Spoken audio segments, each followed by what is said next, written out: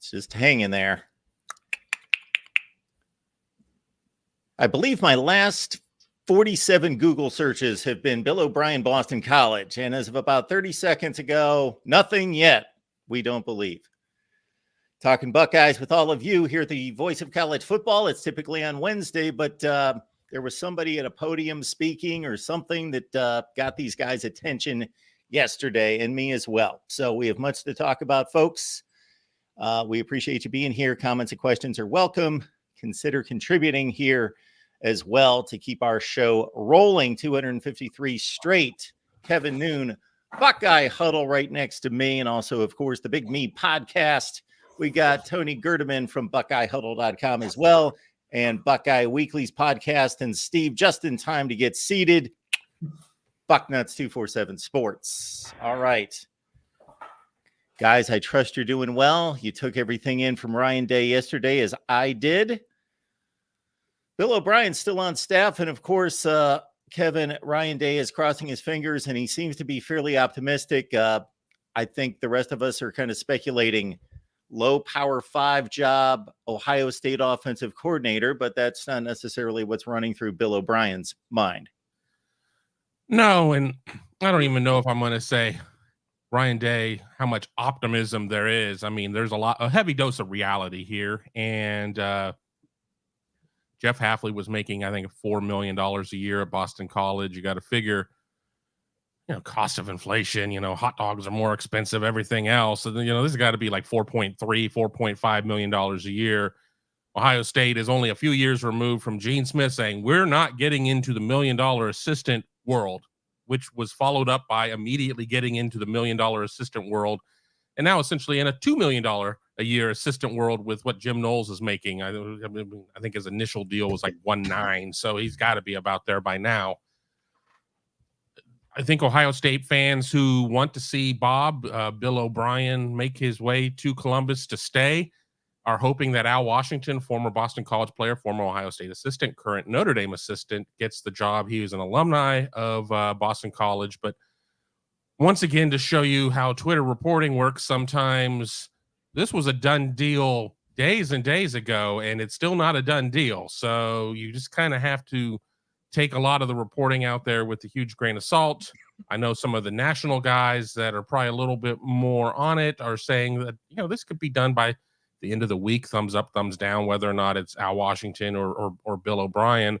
But it does, of course, open the door if Ohio State does lose Bill O'Brien. What direction does Ryan Day go? And I'll yield my time at that point because I don't want to take all of the talk. I don't want to take all of the talking points away from the guys. I think no news is still bad news on this front because until Bill O'Brien comes out and says I'm staying, then there's a possibility that he's leaving. I think it's an interesting decision and choice for Boston College because they'd have to pay Bill O'Brien more. Do they want to do that? They'd have an established head coach who has been able, looking at what he did in 2 years at Penn State over a decade ago. That has to be enticing for them.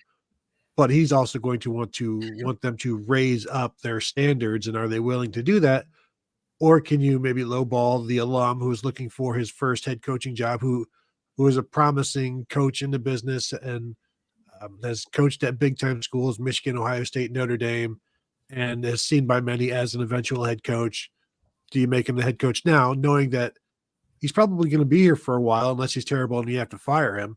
So I think they're mulling that over, and the less expensive option, can that still get you where Bill O'Brien can get you? And if so, do you go that way? So I think it's just an interesting decision for Boston College. But clearly, listening to Day, and we talked to him for over an hour, I can't remember ever doing that before. He wants Bill O'Brien to stay. He definitely doesn't want him to go. And if he does, it's gonna be a hit, and then you got to recover. My turn. It was interesting.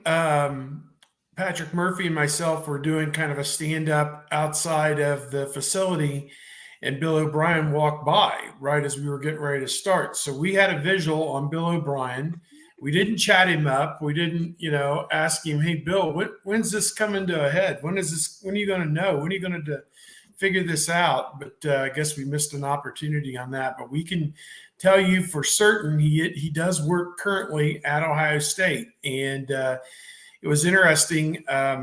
If he stays at Ohio State, what kind of an impact he could possibly have, because Ryan Day talked about he is definitely giving up the play calling to Bill O'Brien if Bill O'Brien is there. And it would free him up to do so many other things that he needs to do as the head coach at Ohio State, and maybe run the program a little bit better. Maybe this is the last move that moves Ohio State, into a national championship program. I don't know. Again, the future so difficult to predict. But so there were a lot of positives about it. If Bill O'Brien stays at Ohio State, that for good for the program, good for Ryan Day, good for the offense. He said he's already assessed kind of what they had going on this past year, has already made some observations and different things on what they want to try and accomplish this year, talking about the offensive line and what needs to be done there. He'll be part of the solution there if he sticks. So if he doesn't stick, then they've got a little bit of a problem, because now they're inside 1 month until the start of spring football. And whose offense is it? I guess it reverts back to Ryan Day and Brian Hartline to figure it out. And, he'll go back out there and try and hire somebody else. There's a lot of scuttlebutt that if it's not Bill O'Brien, then maybe the UCLA head coach, Chip Kelly, who was Ryan Day's mentor and employer at some previous stops, maybe he would be the guy that would come in and fill that opening, that he would walk away just like Jeff Hafley did from a Power 5 head coaching job. It hasn't been a great tenure for Chip Kelly at UCLA. I mean, although he did beat USC this past year, which is kind of the litmus test that all UCLA coaches are judged by. Can you beat USC?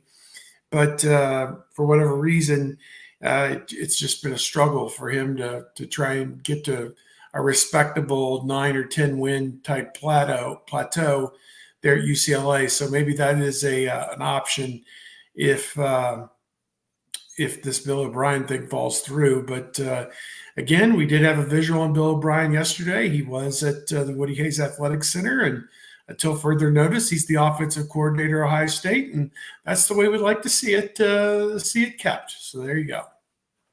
Doesn't appear as though Chip Kelly cares about the future of college football in regards to having to apply himself as a head coach, and would love to just scheme X's and O's and be an offensive coordinator. For him to have a prominent head coaching job like UCLA, for him to have done a decent job here in the last 3 seasons, and not be let go for a closing loss in which a lot of people thought he was going to get the pink slip after losing to Cal by 4 touchdowns, and for him to survive that but still be shopping himself as an offensive coordinator, that speaks volumes. I don't think the investment's there in Los Angeles for him. So Tony said, big loss, Bill O'Brien. I totally agree. And not that there hasn't been a litany of second, third, fourth, fifth choices as coaches and coordinators that have turned out to be exceptional.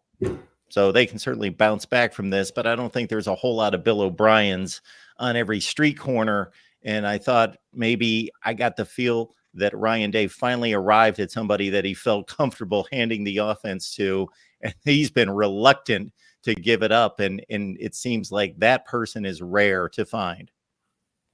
Well, and not just giving over the play calling, but one of the things that Bill O'Brien did is came in and basically just assessed the entire program offensively, offensive line, quarterback play, things like that, and just gave them a different perspective. Why are these plays called this? Why don't you just shorten it and make it this? This makes more sense. And Ryan Day talked about that, how over the years you just make changes just because of this one particular situation, and you keep it that way. And so it helps to come in and have new perspective. So I think in some ways, if Bill O'Brien leaves, they could get that same thing from Chip Kelly, because he's going to have a different perspective, even though the tree is pretty linear with Ryan Day and Chip Kelly. He's going to come from the outside. He's going to be like, I'll assess your talent. I'll assess this. I'll take a look at this, and he'll have a different perspective. So I think that kind of outside auditing that Bill O'Brien provides, Chip Kelly could provide, and I don't think, honestly, I think Chip Kelly could be around longer than Bill O'Brien as an offensive coordinator, because I think Bill O'Brien was a 1 or 2 year guy.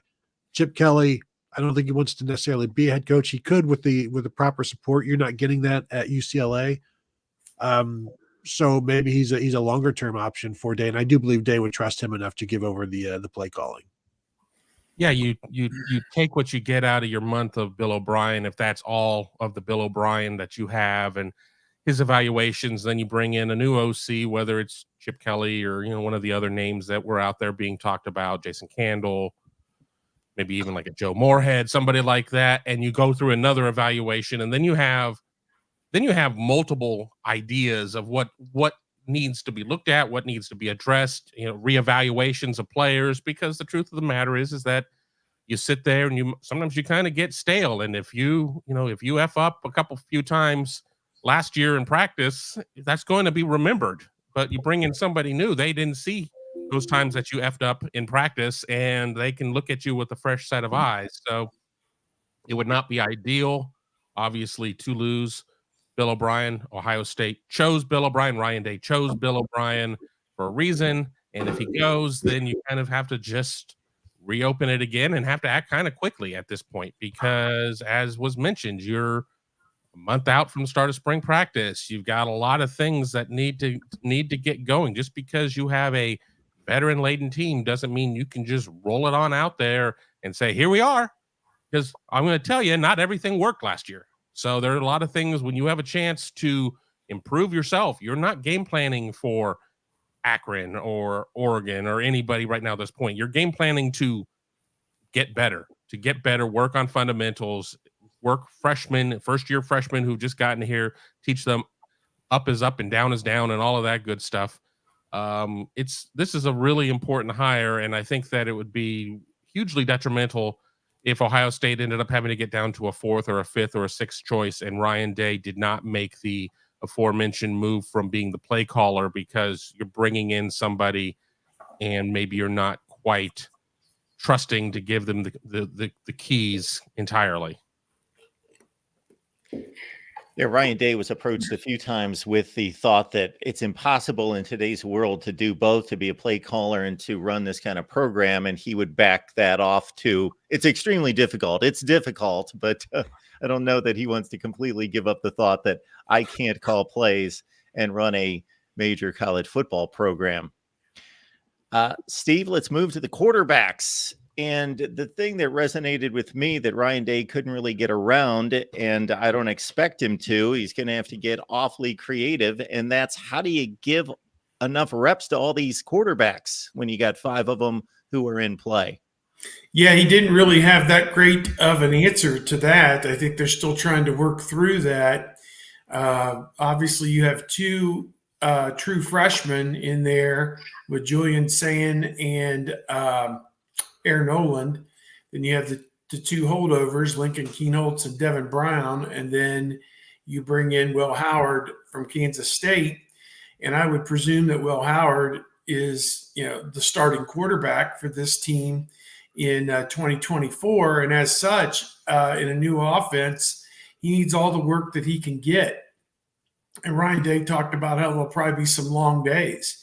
Maybe they'll have a few extra sessions in practice to get each of those quarterbacks as many reps as they can in 7-on-7 and in an 11-on-11, and do the best they can with it. I think if Howard is your guy, you've got to find a way to maximize his time working with the top receivers, the top running backs, the top tight ends, and the top offensive line. I think you've got to maximize that amount of time to give them the chance to be successful, or give him the best chance to be successful this coming season. So I know the games are a long way off, but again, it's a process, and it starts in the beginning of March when they have spring practice beginning. And again, in the fall, they have enough bodies that they can do 11-on-11 on 2 fields simultaneously. I'm not sure in the spring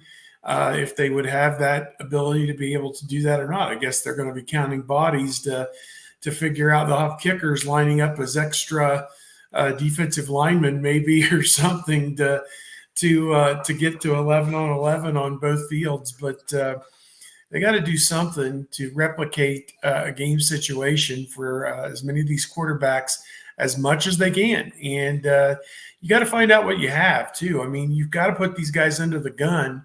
And I think the offensive line certainly is going to be tested heavily by that defensive line, just as they were last year. So it is I guess a good problem to have. They have 5 quarterbacks, better than only having 2, which they've been at some points in the past, coming off of going into the spring practice. They've been kind of light on it, but right now they got plenty of guys to share the load back there. Yeah, Ryan Day typically wants 4. Had almost given up on the idea that you could have 4 scholarship quarterbacks.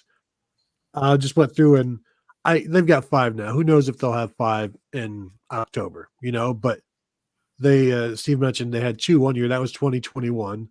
They had 3 in 2017, and just through all of Ryan Day's time at Ohio State, 3 in 2017, 4 in 2018, 3 in 2019, 4 in 2020, 2 in 2021, 3 in 2022, and 4 last year. So of his first 7 years, he only hit his mark 4 times because it's really darn difficult to recruit talented quarterbacks, keep them out of the portal, keep them from just leaving because they see only one guy can play. So to have 5 now, it's better than having 3 in April, that's for sure. And so they're in a good spot.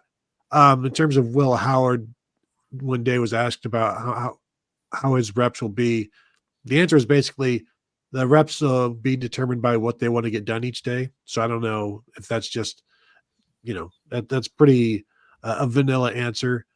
But if they want to work more with him in the red zone, maybe he gets more reps that day than, say, Julian Sayin or whatever. I did hear on the call-in show as I was driving home, the Ryan Day radio show, Jim Lachey, co-host, asked him, would you be going to the split fields?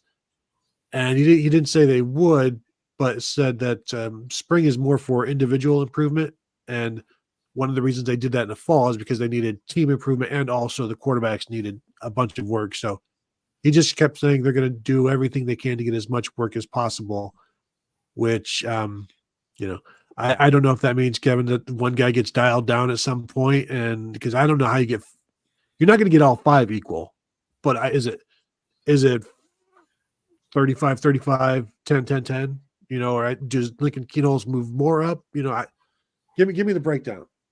Yeah, I don't know what that breakdown is going to be. I see, people asking, everybody wants to know who's going to be the first guy to leave. Are they going to lose 2 guys or whatever? I think in the order of probability, it's lose 1, lose 0, lose 2. I don't think that they would get themselves into that type of situation. I think, the people want to say, okay, well, Devin Brown and Lincoln Keenholz, since their clocks had already started, they're the ones who could leave.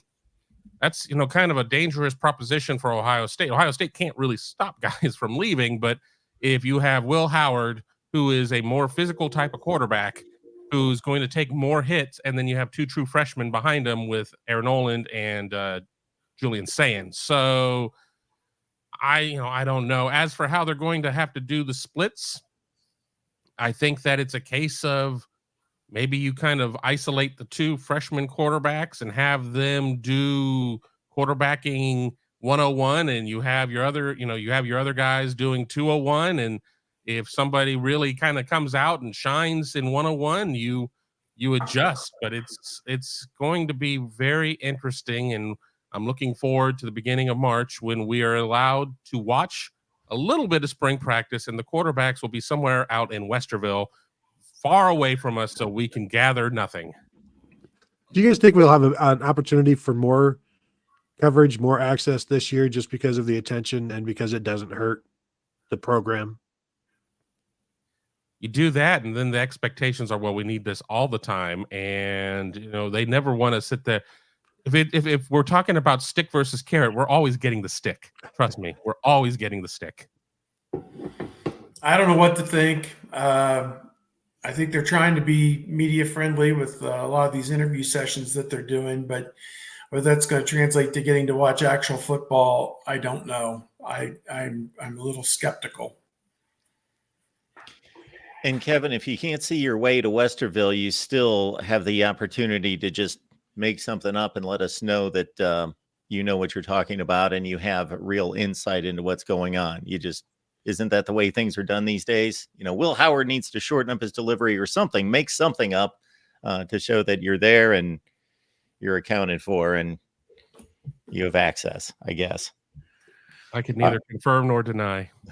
I did see somebody on a former NFL scout who has a website now saying that he had four receivers ahead of Marvin Harrison in this year's draft. So proof that you can just go ahead and throw anything out there if you want to. Have you heard? There you go. Yeah, this guy did, and he got fired by them. It's crazy. Ludicrous. Buckeyes live every Wednesday, typically, everyone. This week We would on get shut Thursday. down. Because Sorry. We would get shut down so bad, so quickly if somebody brought a drone.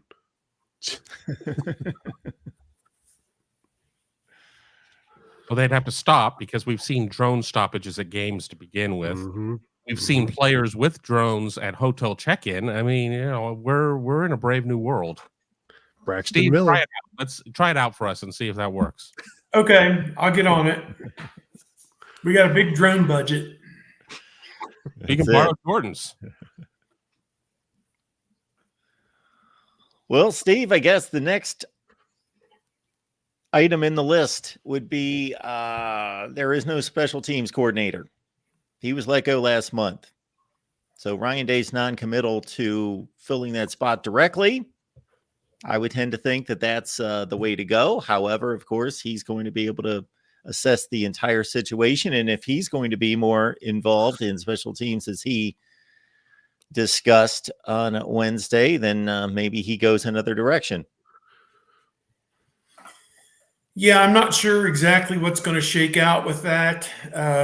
We bumped into James Laurinaitis after the press conference yesterday as well, and we did not address with him whether he's going to be bumped up to full-time status or not. But he did mention that he'd been out on the road recruiting and doing some different things as well. So that was kind of a dip his toe in the water type situation, I guess, to get ready for the idea that maybe he would become a full-time assistant coach. So I guess we'll have to wait and see what transpires with that, if there's going to be anything that comes of that. So I guess I don't really have a preference or a thought. I think it's Ryan Day has to decide what is going to work out best for him and his scenario and personality wise, who he wants to add to this mix, and responsibility wise, where do they need the most help? And you could argue it could be with linebackers, somebody to help out Jim Knowles, who's the coordinator, or defensive line, somebody that Larry Johnson can groom to take over that spot in 1, 3, 5 years, whenever he decides he wants to stop coaching. So I don't really have a strong feeling either way. Up until 2 years ago, special teams were something that were shared by the entire group of coaches, and then they went with the coordinator. And I don't know that we could say that that experiment wasn't a great one, probably with that setup. But maybe if you get the right person in that job and get the right results, then maybe it's worth it. I mean, special teams do account for about 20% of the plays in a given game. So, you think about it, it might be worthwhile to have somebody in that job. But at any rate, I just look at it that Coach Day is going to find the right person. I think that's the number one thing, somebody who is ready to commit to Ohio State and do what it takes to help Ohio State get over the top. 20% maybe special teams, but half of those or 3/4 end up in a fair catch. So really diminishes the need. Or But touchback. yeah. And so it was interesting that Day didn't just say, no, we won't have one. I think part of the reason was, if he says that, then the immediate question is, why have you had one? Like, if you know now, if you understand now that you don't need one, why have you had one? And so he's just trying to trying to win that battle while also firing the guy that, or not renewing, or no, it was actually a firing of While the losing a guy. bunch of wars. Yeah. Yes. So, they also have Matt Guerreri, who has said could be involved there. I think if they end up, and if they're trying to get an assistant defensive line coach and that falls through, and they go ahead and bring in a special teams coordinator instead of elevating James Laurinaitis,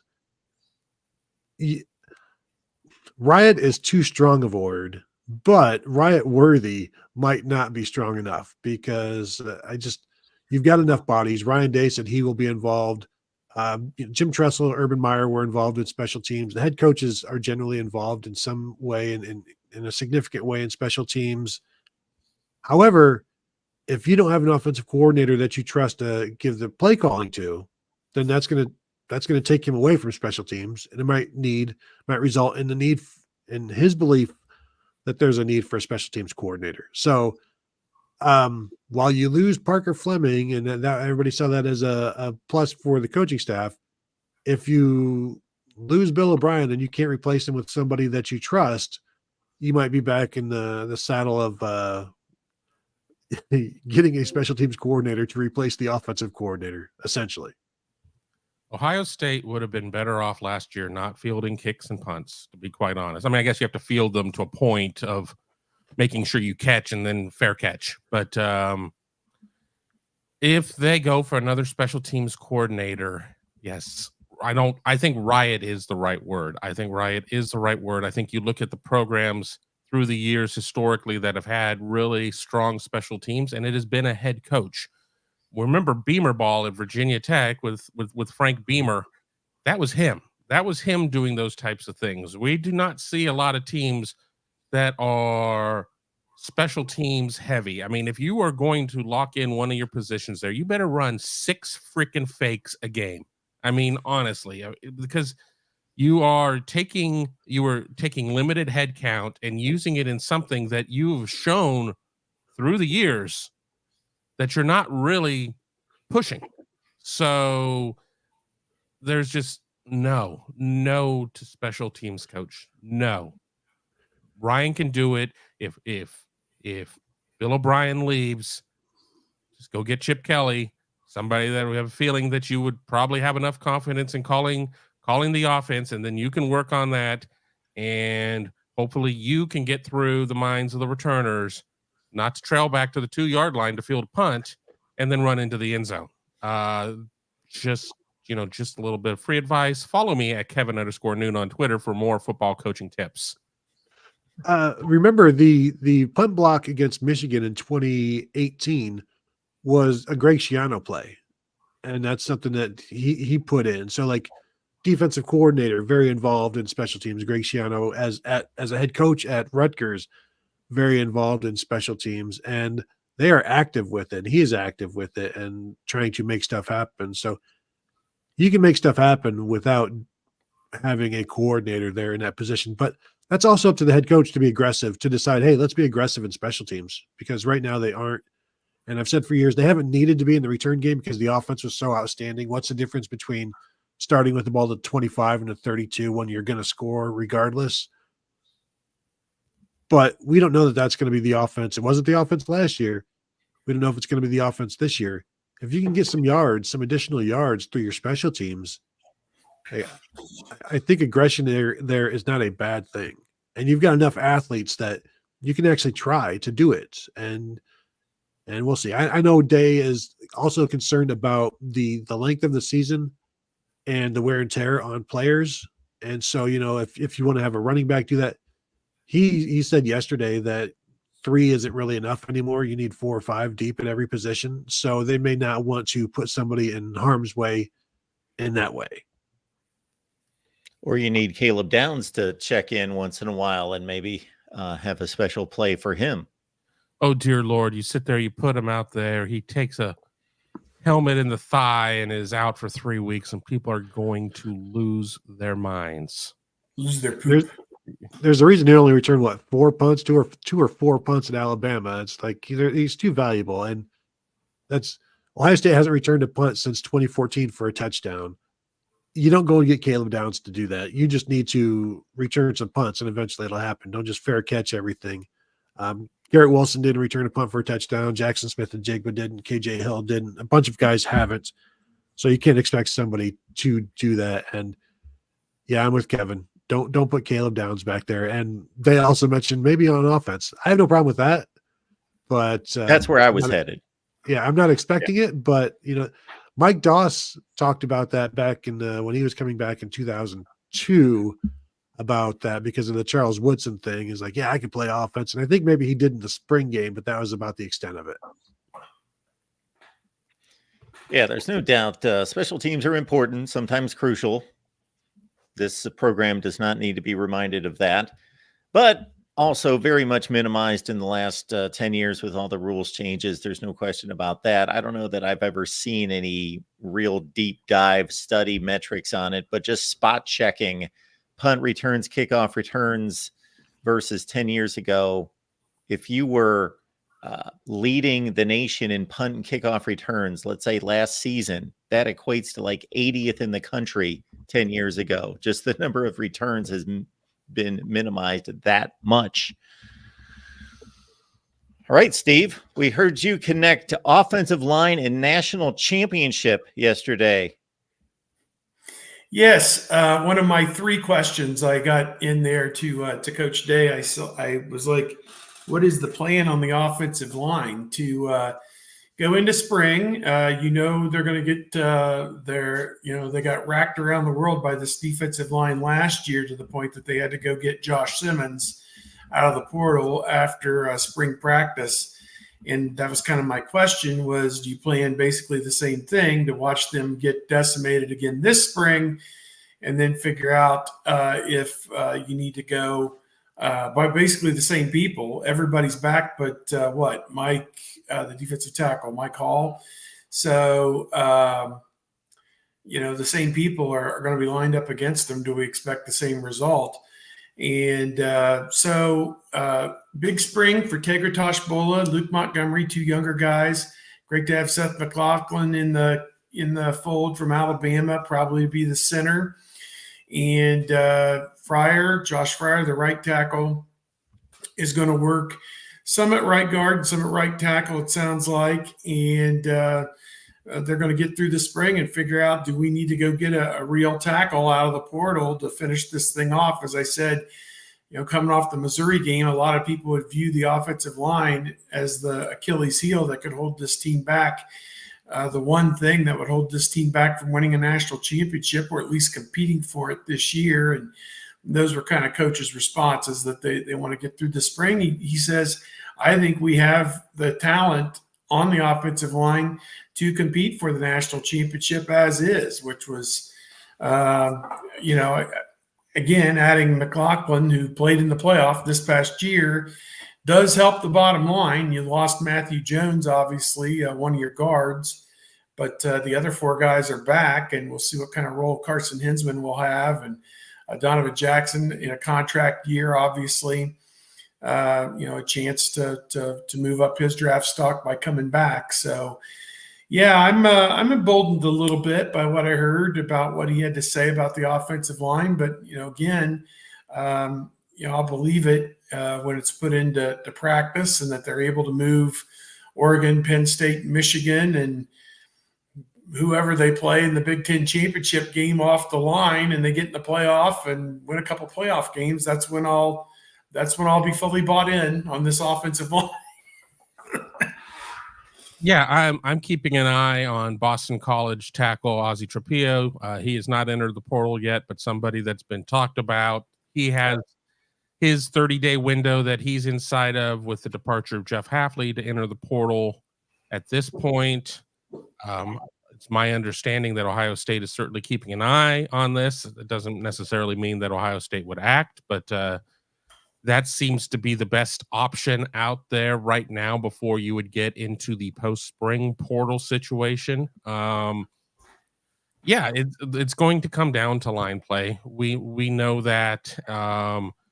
Something that Day talked about with O'Brien, in reevaluating players is, he sat there and kind of went through what they had in the offensive line. It sounds like that there are, there are some expectations from some of these young guys, whether or not it's the Luke Montgomery class with Austin Sorreveld, Josh Padilla, some of those guys, or even the incoming guys. And it's a huge step to make, but Ohio State's offensive line was good at moments, maybe not as great at other moments, but you got to shore a couple of these things up. And that I think that one tackle position is really going to be the question, whether or not Josh Fryer is going to be able to make a leap with another year of training as a tackle, or if a Zen Mahalski, a Tegra Shabola, somebody like that who got beat out initially can make that step, or even a young guy again, as I said, with Luke Montgomery, or if they go to the portal.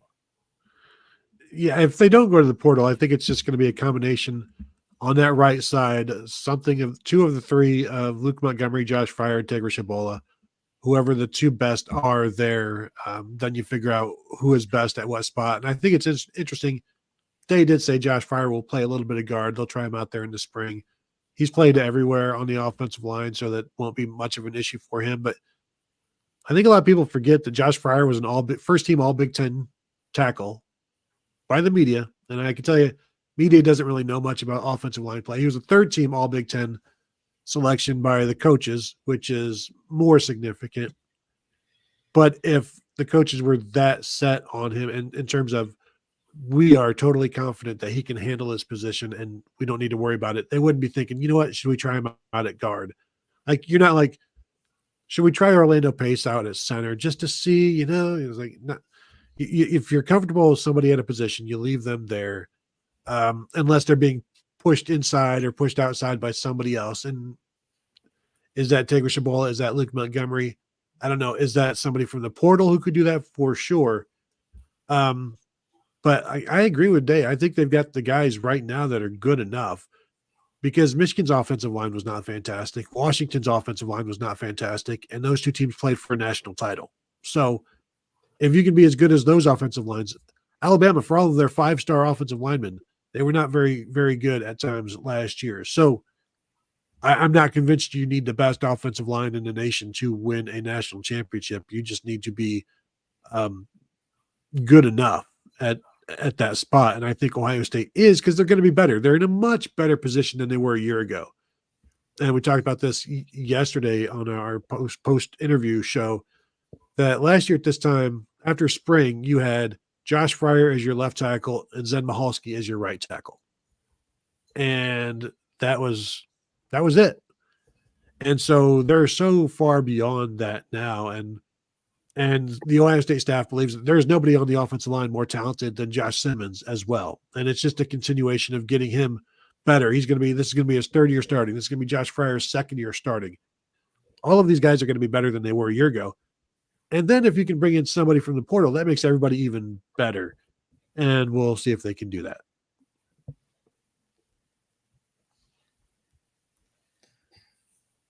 Got a super chat coming in here from Mello, number 7.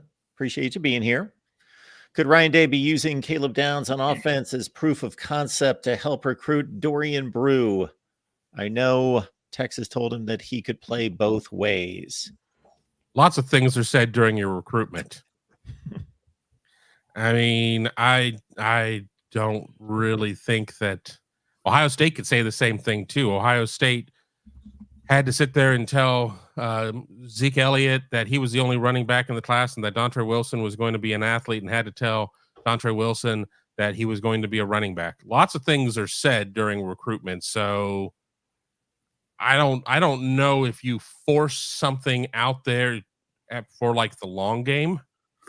You play Downs on offense a little bit if you feel that he is giving you the best opportunity to win, if that is the best for the team, the best for Caleb Downs and everything else, and then you kind of just go from there.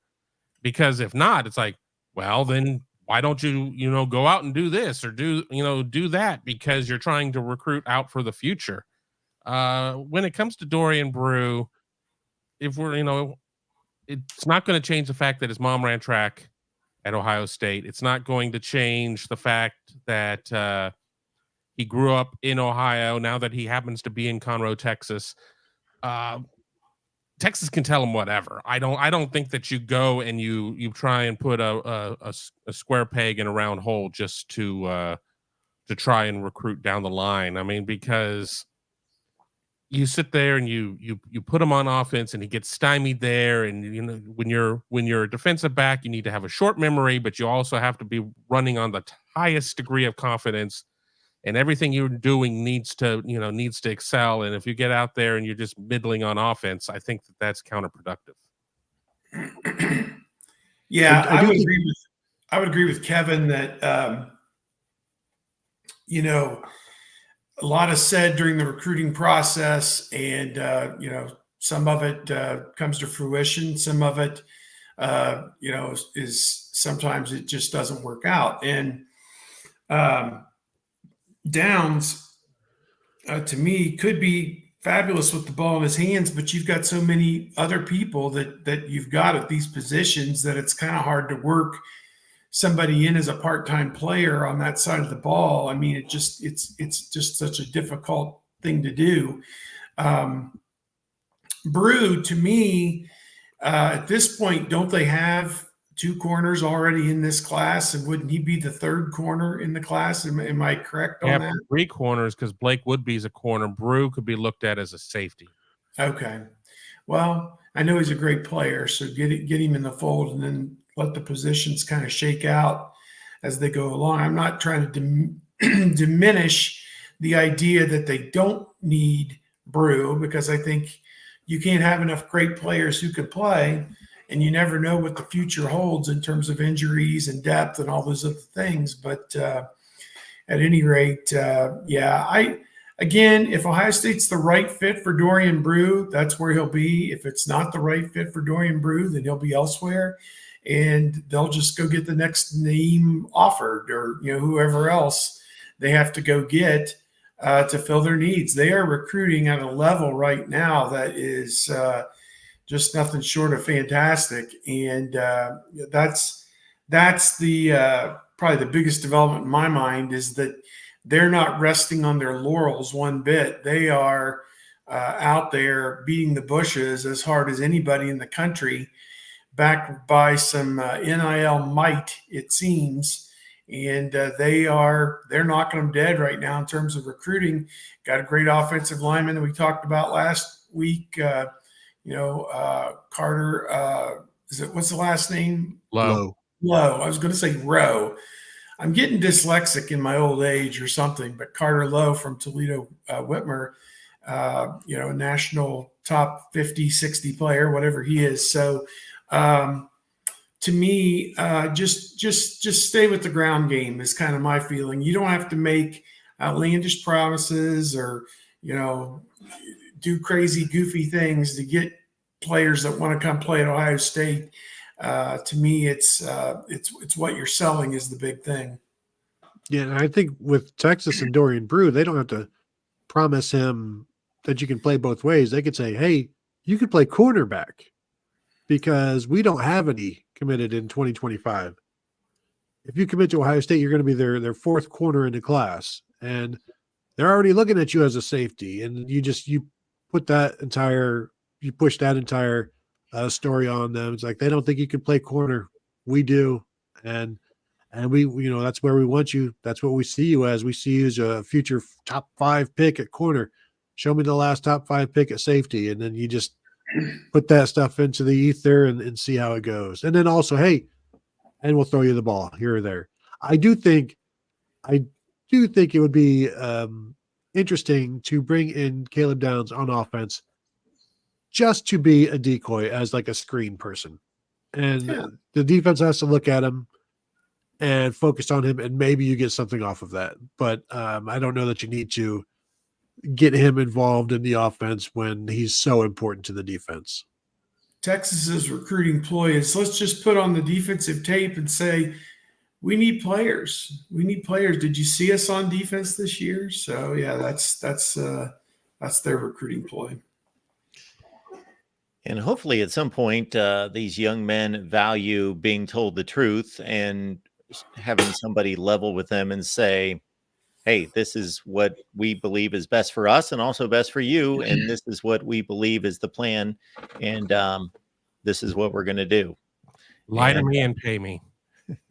Yeah. Well, there's that too. Well, pretty much everything we've covered was pretty much nuts and bolts in regards to, okay, there's an opening here. What do they do with it? They got a quarterback situation. What do they do about X, Y, and Z? And that has a systematic approach to it or a numbers game. One of the themes of yesterday's news conference had to do with something that's tough to get a handle on, and it's that there are these enormous expectations, but you're not playing Michigan tomorrow. You're not going to play a playoff game tomorrow. You got to keep just taking your cuts in the cage every day because, you know, it's months away before it's going to count, and you got to watch, you know, the next piece of film. You got to take the next rep on the squat rack. You have to do all those things that build toward that. But at the same time, there's enormous pressure, of which, of course, Ryan Day threw out the CJ Stroud statement about that that's a privilege to have that kind of pressure. And Ryan Day seems to deflect the focus on this season and makes it more about, well, this is the job every season. This season is no different.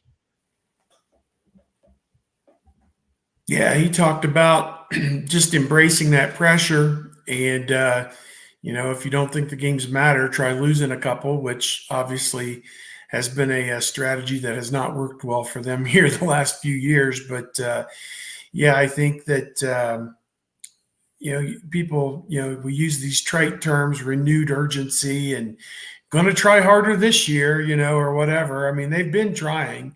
I think it's a misnomer to, you know, to expect them to, you know, suddenly give 115% because 110% last year wasn't good enough.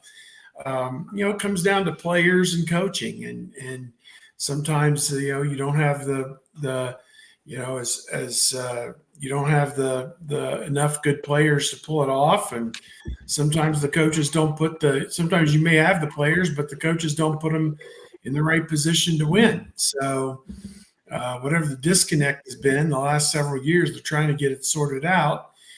And they really did a bang-up job, I think, in the portal, fulfilling needs and getting people at nearly every key position that they needed help in.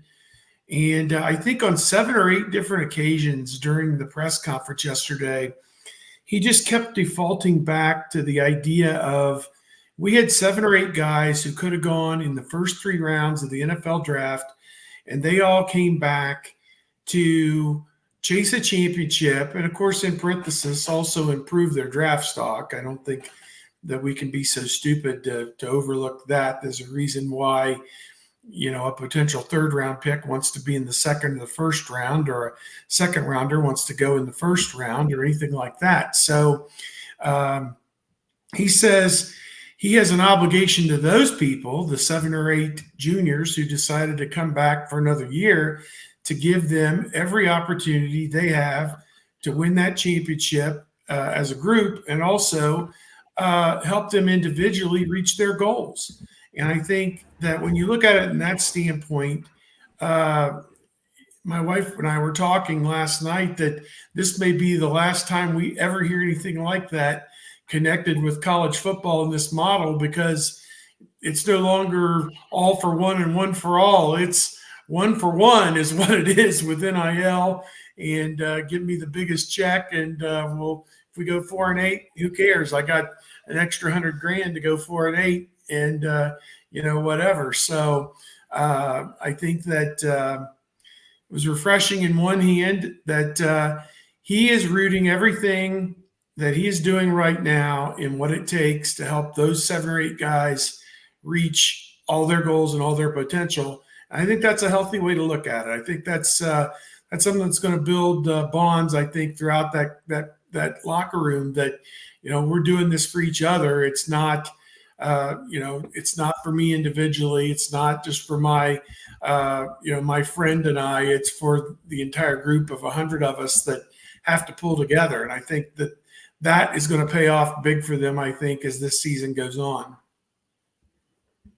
One thing that Ryan said yesterday that I kind of was like, okay, was, in talking about players and their decisions, saying that it wasn't that cut and dry, just, obvious for Marvin Harrison Jr., a presumed top 5 pick, and, not accomplishing the goals or whatever. And okay, that's all well and good. And people may sit there and say, well, that's why it took Marvin so long to announce. And that's why the year before it took CJ so long to announce. No, Marvin wasn't coming back. I mean, let's just dismiss that idea right meow, in honor of Mr. Business. He was not coming back. But yeah, you gotta put the work in 365 days a year, and these days where you're out there and throwing tires and pulling ropes and all these other things that we see little 15-second vignettes of on social media. You do this now so you're able to win that game in the end of November. You're able to go to Eugene and play Oregon and do things of that nature. But it really seems as if it's important to get that buy-in from a team. And when you have your leaders who have all delayed their dream of going to the NFL, whether as Steve said, they're going to attempt to raise their draft stock, and I believe many of them will. But when you see guys sitting there saying we're coming back to win this, to win this damn thing, I think that is what is going to get a lot of people through these hard months right now. And then once after spring, you get into those unsupervised months until you get into fall practice. Well, and the unsupervised thing is interesting because when we talked to Will Howard a couple of weeks ago, he said at Ohio State, like as a college quarterback, you want to go throw in the offseason, you have to find people to go throw with. You have to ask people. You kind of have to drag them out to the field. And he said at Ohio State, they're already out there. They're waiting for you. The receivers are waiting for you to come throw with them. And so there is that kind of attitude all around. And Day couldn't say enough, couldn't give enough credit to the guys that returned as the example for the transfer portal. Everybody wants to credit the NIL, and no coach is going to say, yeah, it was all NIL. So, that is what it is. But if you have a bunch of people bailing, you're not going to be able to get the NIL. You're not getting Caleb Downs. You're not getting Quinshon Judkins because, why? Everybody's jumping off the ship. Why would I jump onto a ship everybody's trying to get off of? And maybe that's a Michigan metaphor for some other day, not today. But with everybody sticking around, it's like, all right, now I'm interested. And these are guys that, aside from Quinshon Judkins, who had interest in Ohio State. And then Quinshon Judkins, when he hits the portal, one of his first thoughts is, I'd like to play at Ohio State. So, it's not just NIL. It's nice to have the NIL there to seal the deal and to make other entities go away in terms of Texas A&M or Georgia or whatever. There are other enticing avenues other than just the NIL. And I know, Steve, you talking about the conversation that you're having with your wife. We still haven't seen anybody buy a national championship, and I don't think we will, because you need more than that. Then you need the base, and it's the base at Ohio State that brought in Caleb Downs and Quinshon Judkins and those guys. Yeah, and so if you don't have that, then you're just bringing in pieces. And not to go way off topic, but Kevin McGuff, Ohio State's women's basketball coach, spoke to everybody after Ryan Day, and he said part of the problem he had in the past was they could recruit a lot of talent, but they weren't recruiting good teams. And it made me think of the Herb Brooks thing with the 1980 hockey team, where they're not going and getting the most talented players. They're getting the guys that are best for the team. So it does still require that base, and I always believe it will, especially to get through what the playoffs are going to look like, at least for 2 years, and then we'll know what they look like in 2026 when that time comes. I'm not taking in Georgia and Alabama press conferences on a regular basis, but I take some other ones in fairly regularly, meaning Michigan, meaning the team weekly live streams that we do. I try to get to those as much as possible. And the amount of rhetoric about national championships, about not losing any games and those sorts of things at Ohio State is just tenfold of what it is, whether it's prompted by the media or just Ryan Day stating these are the expectations. It's just so much more prominent at Ohio State than other places. Like losses are not acceptable, but understood that they happen type of thing in other places. Is that what you're saying? Just that we have goals that maybe fall outside the level of perfection or elite status that, you know, if we look at this month, I'm going way back, but this is what popped into my head. I used to go to Jackie Sherrill's news conference every week, and he'd talk about winning every month. Well, that might be 3-2 this month if there's enough Saturdays crammed into this month. So, hey, at Mississippi State, and I know I'm lowering the bar quite a bit at that point, but still a middling SEC school. But but even again, Florida State, Miami, fill in the blank of what I try to track a little bit more than some other schools just because we've got channels. There's nowhere near that type of talk at those places.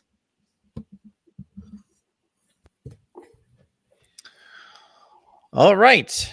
As soon as I was going to promote what we do here all the time, we got David chiming in. Appreciate you being here, David. Do you expect a true quarterback competition in the spring? I mean, I would. Yeah, they're going to roll guys out there, and if we lost Tony, and if it's a case of Will Howard doesn't go out there and he doesn't have it and he's not the guy, then you can't just sit there and say, well, we're just giving it to him because it was promised or whatever. You have to have a quarterback competition. Now, obviously, there's a guy that's going in probably with the best odds. I mean, you have to set odds for these types of things, and the odds on Will Howard are going to be in certainly as a strong favorite, but nothing is going to be given. Nothing is going to be handed to Will Howard. It's not going to be, all right, all you guys are competing for the number 2 position. But, you know, with that being said, this is going to be a quarterback competition where I think many of us kind of know what the outcome is going to be, at least for who the number 1 is. My biggest question is who's going to be the backup, who's going to be number 2, because I don't know if I have a good idea on that one yet. Yep.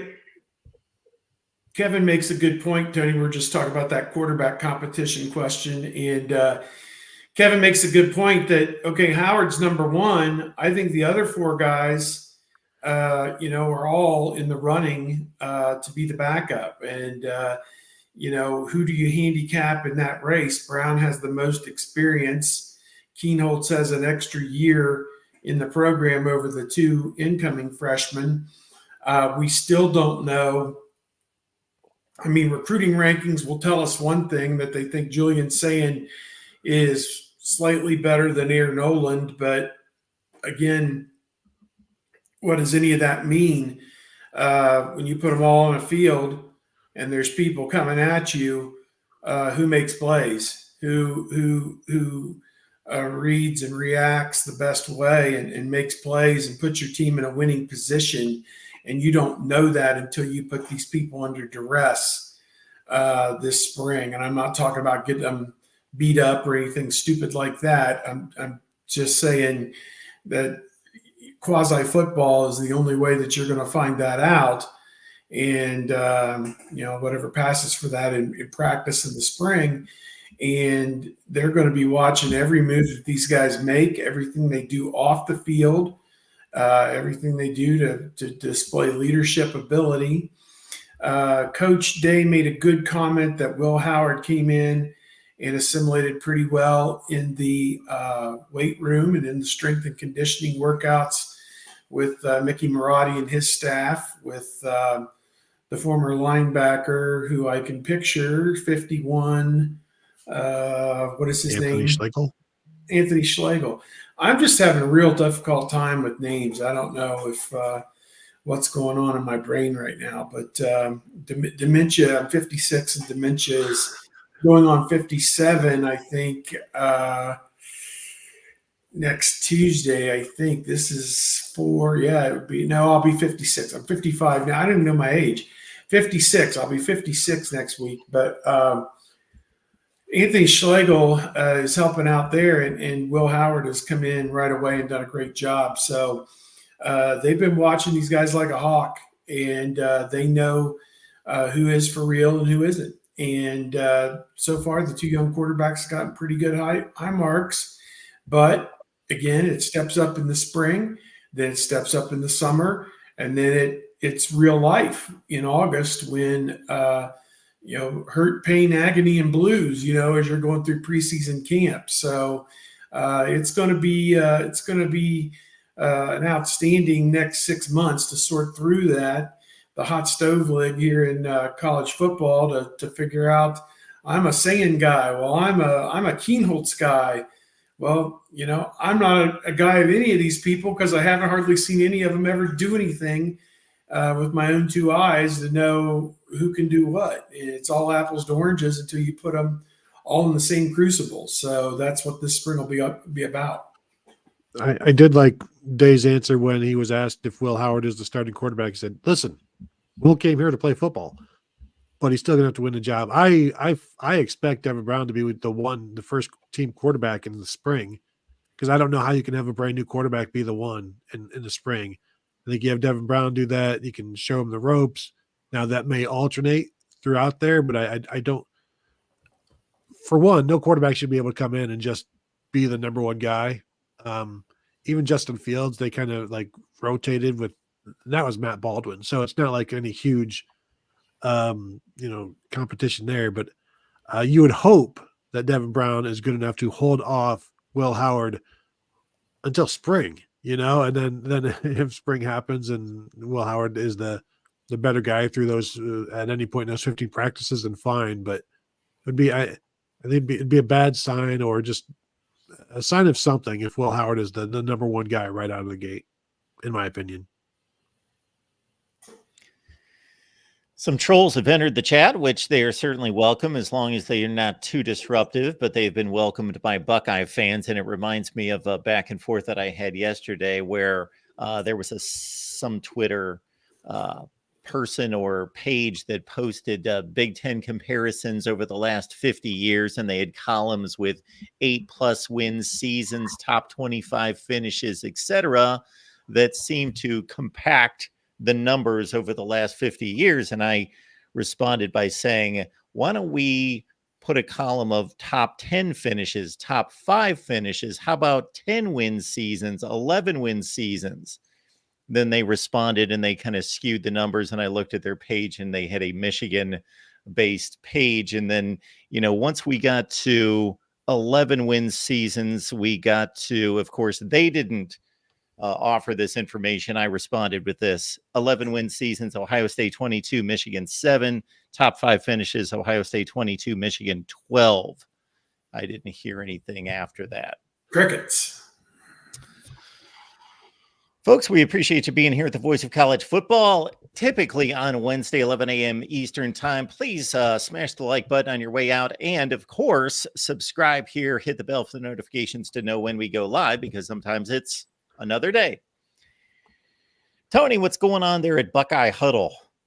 I posted a couple of stories today. One on Ryan Day giving up play calling, or intending to give up play calling, and that's contingent upon finding or keeping Bill O'Brien or finding somebody else. And also posted a continuation of my series on looking back on the freshmen from 2023 and what they did and what they might be doing this year. So you can find that at BuckeyeHuddle.com. And we'll be dropping an episode of the Buckeye Weekly podcast today at some point we have to record it first, but it'll be there. Kevin. Yeah, I'm going to be talking with a draft expert from Pro Football Network coming up here a little later today. We're recording the show, so look for that probably sometime around the 3:00 hour. Going to talk about Senior Bowl, going to talk about Ohio State's big haul in terms of getting players to return for one more season, maybe a couple other things. And then we will do a live show for the Big Me Kickoff on Friday at some point. Have not determined the time yet, but a couple shows coming up this week on the Big Me Kickoff. Nice. Steve. Yep, just plugging along each day. We had a ton of coverage from the Ryan Day press conference yesterday. If you've got an hour, sit down and watch it, because I thought it was pretty good as he took inventory of all the great developments that have happened within the program since the Cotton Bowl game ended. And I think that fans will be pretty excited. I'm sure they've got it on Buckeye Huddle, and we've got the full hour on Bucknuts as well. So take your pick and go take an hour and just decompress and listen to your head coach take you through each one of these developments. Also, all over the basketball situation right now, Buckeyes have officially reached rock bottom, blew another 18-point lead on Tuesday and lost at home to Indiana. And I think the Lantern today wrote an editorial that it's time for Ohio State to dissociate itself from Chris Holtmann and move forward with the basketball program. And I think certainly there's a lot of argument that could be made for that. So that's basically it. We're just going to keep plugging away every day and love talking to you all each week on this platform. And we also do shows like this on Bucknuts as well. So just going to keep on keeping on, as they say. Ohio State, Michigan Skull Session. That's today at 6 p.m. Eastern time. What is that? Well, tune in and find out. We got a Big Ten Live call-in show as well on Friday, 7 p.m. Eastern time. For Steve, for Tony, for Kevin, we appreciate them being here. Without them, we don't have a show, folks. So show your appreciation, get to their sites, and support what they do as well. Right here at the Voice of College Football. See you next week.